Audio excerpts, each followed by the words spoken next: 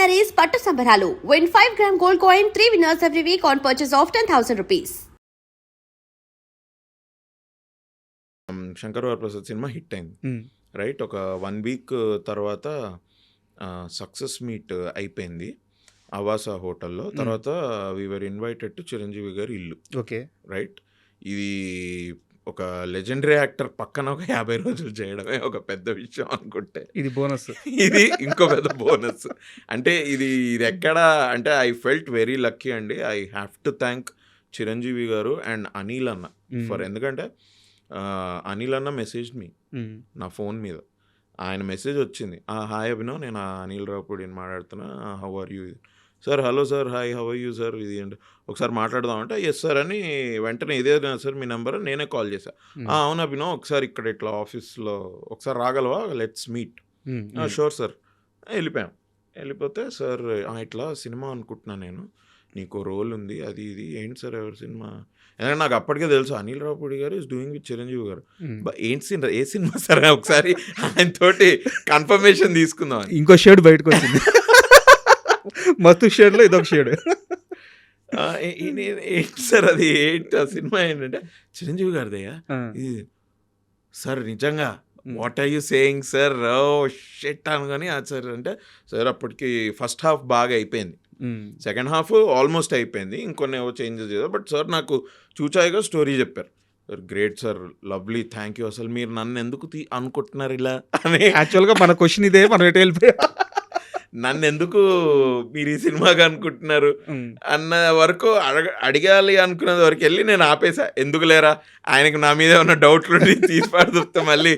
ఎందుకంటే చిరంజీవి గారితో నేను ఇప్పుడు మీరు అడిగారు కదా, never even expected to do a film with him, let alone meeting him.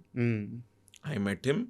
ఆయన ముందు what I thought I said, I thought thank you, amazing. ఇవాళ now I feel like I'm in the industry because I met Chiranjeevi garu. ఇప్పుడు మీరు అన్నారు కదా ఆయన పరిగెట్టుకుంటూ వస్తున్నారు ఇది అని. మాకు సక్సెస్ మీట్ అయిపోయింది, we went to his home, చిన్న సెలబ్రేషన్. తర్వాత కూర్చొని తింటున్నాము. సార్ మన పిఆర్ఓలను పిలిచి he was like, pre release అయిపోయింది, అదే ప్రీ రిలీజ్ అయిపోయి 8 days అయింది, అప్పటికి 8-10 days అయిపోయింది ప్రీ రిలీజ్ అయ్యి. ప్రీ రిలీజ్లో కాదయ్యా బాగానే ఉంది, అందరూ నా గురించి మాట్లాడుతున్నారు, ఇది బాగానే ఉంది, మనము ఆడియన్సెస్ గురించి కూడా ఆలోచించాలి కదా. ఆ ఈవెంట్ అయిపోయేసరికి 10 అయింది, 10:15, 10:30 అయిపోయింది. ఇప్పుడు అందరికన్నా లాస్ట్ నేను మాట్లాడాలి, ఇంతమంది వచ్చారు వినడానికి. ఈ ముందర మాట్లాడుతున్న వాళ్ళు ఉంటుంది వాళ్ళకి మాట్లాడాలని ఇది, బట్ వాళ్ళు కొంచెం స్పీచ్ తక్కువగా ఇచ్చుకుంటే త్వరగా నేను మాట్లాడేసి అయిపోతే, ఆడియన్సెస్ ఎక్కడెక్కడి నుంచో వచ్చారు మా ఫ్యాన్స్ అంతా ఆడిటోరియంలో 10:30 వరకు. 10:30కి మనం వదిలితే వాళ్ళు ఎప్పుడు వెళ్తారు ఇంటికి? ఇంటికి వెళ్ళే వరకు ఇంకా ఎంత టైం ఉంటుంది? పోనీ ఏదో అమీర్పేట, పంజగుట్ట ఓకే, వీళ్ళు ఎవరెవరో ఎక్కడెక్కడి నుంచో వచ్చారు, దిల్సుఖ్ నగర్, ఎల్బీ నగర్, కొంతమంది పక్క రాష్ట్రాల నుంచి వచ్చారు. వీళ్ళ పరిస్థితి ఏంటి? మనం అది ఆలోచించొద్దాం. మనం ఇంత ఆలోచించారు ఆయన. హీ సెడ్ దట్ అందుకే అగైన్ మైండ్లో పెట్టుకొని మా షీల్డ్ ఇచ్చే కార్యక్రమం అయింది కదా.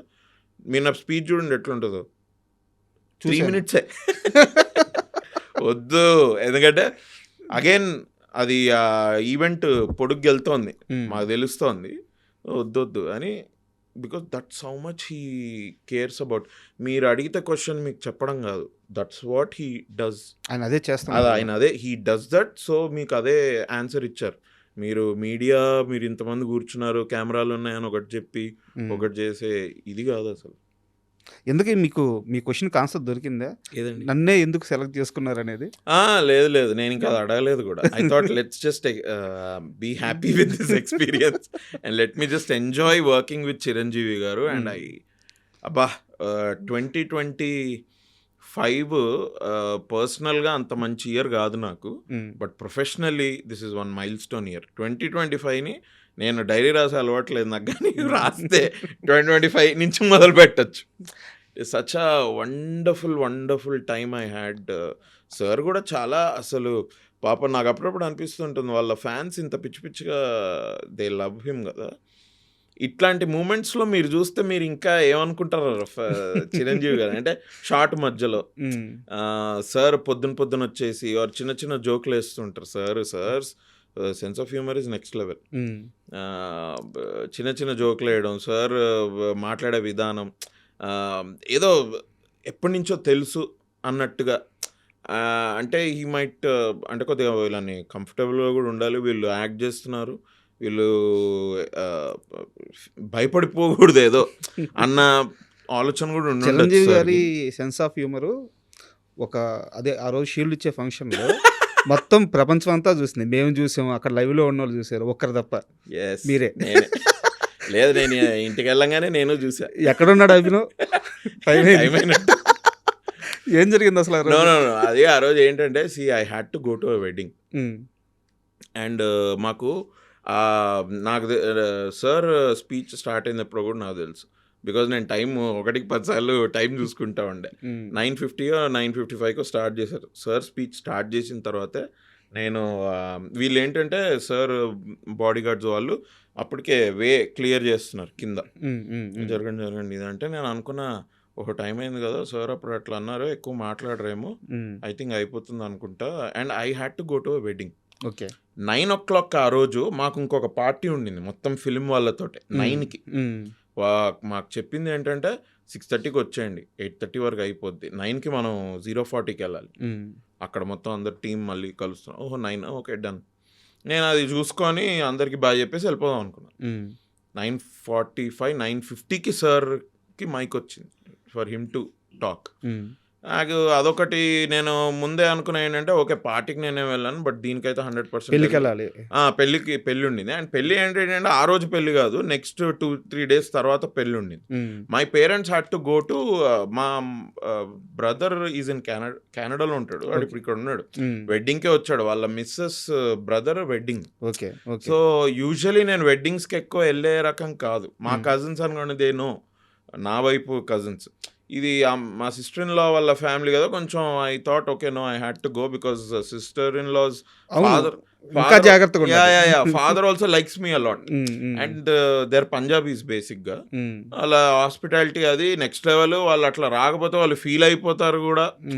ఇవన్నీ నేనేంటంటే మా parents they had to go to their home next day మార్నింగ్కి ఏదో ప్రిపరేషన్. సో మా మమ్మీ ఏవో ఇవ్వడానికి వెళ్ళాలి and they pack their bags. వీళ్ళంతా అలంకృత రిసార్ట్కి వెళ్తున్నారు night time or next day వెళ్ళాలి. మా అమ్మ వాళ్ళు అక్కడే ఉండి పొద్దున వీళ్ళతో పాటు వెళ్ళిపోదామని. మా బ్రదర్ ఈవినింగే వెళ్ళిపోయాడు. నేను అన్న అమ్మాయి ఏంటి సరే నేను వస్తా కదా, ఇది 8:30కి అయిపోద్ది, మ్యాక్సిమం 9-9:15కి ఇంట్లో ఉంటానే, వస్తే నేను తీసుకెళ్ళిపోతా, ఐ విల్ డ్రాప్ యూ ఒకసారి హలో హాయ్ అంకుల్కి మనోడికి కూడా హలో హాయ్ చెప్పేసి నేను వచ్చేస్తా, తర్వాత మళ్ళీ వెడ్డింగ్కి రేపు వస్తాయి. ఓకే 9:45 9:50 అయిపోతుంది. అండ్ మా అమ్మ నాకు అప్పటికే ఒక 2-3 సార్లు మెసేజ్ చేసింది, ఏం చేద్దాంరా ఏంట్రా అని. సరేలే అని నేను అప్పటికి ప్రొడ్యూసర్ గారికి చెప్పి, మన శరణ్య అనుకుంటా గోల్డ్ బాక్స్, ఆవిడకి చెప్పి ఏమనుకోద్దు ఒకసారి చెప్పి అని డైరెక్టర్ గారు నాకు కూడా నమస్తే పెట్టేసి I left. I think sir అప్పుడు వెన్ హీ వాస్ టాకింగ్ ఇంకా ఆబ్వియస్లీ అభినయుడి లేదు అయితే బాస్ వేసేసారు. నేను మీకు అన్నిటికంటే పెద్ద ఇది చెప్తా, షూటింగ్ అంతా sir you see how what a man he is. First రోజు మార్నింగ్ అలాగని సార్ నమస్తే సార్ అని కాళ్ళకి దాని yes my friend come my friend, ఏంటి ఎలా జరుగుతుంది అది రైట్, వైభవ్ ఎలా జరుగుతుంది అని. నేను ఒక రోజు సార్ నా పేరు అంటే సుష్మిత గారు ఉన్నారు, సుష్మిత గారు వైభవ్ అట, అయ్యో వైభవ్ అట చూడు వైభవ్. నేను సార్ నా పేరు వైభవ్ కదా సార్, అభినవా ఓకే ఓకే ఏమయ్యా కొంచెం ఏజ్కి ఇది ఇవ్వండి అయ్యా, ఏంటి పేరు మర్చిపోతే ఏమైంది ఇప్పుడు అది అన్నట్టు కొద్దిగా నార్మల్గా అలా వెరీ కూల్గా సార్ మాట్లాడతారు. ఓకేలే సార్ నో ప్రాబ్లం, నేను నా పేరు మీ నోట వింటే చాలా హ్యాపీగా ఉంటుందని చెప్పుకోవడం, కానీ మీరు ఏ పేరు పెడితే నా పేరు అదే, I have no problem. Shooting అప్పుడంతా వైభవ్ వైభవ్ అని పిలిచారు. ప్రీ రిలీజ్లో when he was talking about me he said Abhinav. Correct చూసారా మీరు? ఎందుకంటే ఇప్పుడు ప్రీ రిలీజ్లో కూడా గోలా ఇది అండ్ ప్రీ రిలీజ్ వరకు మేము షూట్ ఎప్పుడో అయిపోయింది మాది, 20-25 రోజులుగా నన్ను చూడని కూడా చూడలేదు. సో మీకు గుర్తు పెట్టే ఇది కూడా ఉండదు.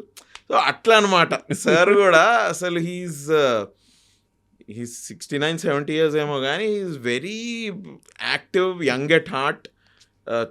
హీస్ అమేజింగ్ సార్, నిజంగా హీస్ వెరీ. బట్ మీకు తెలియకుండా మీరు ఇంకో పెద్ద సీక్రెట్ రివీల్ చేశారు ఇప్పుడు. ఏది?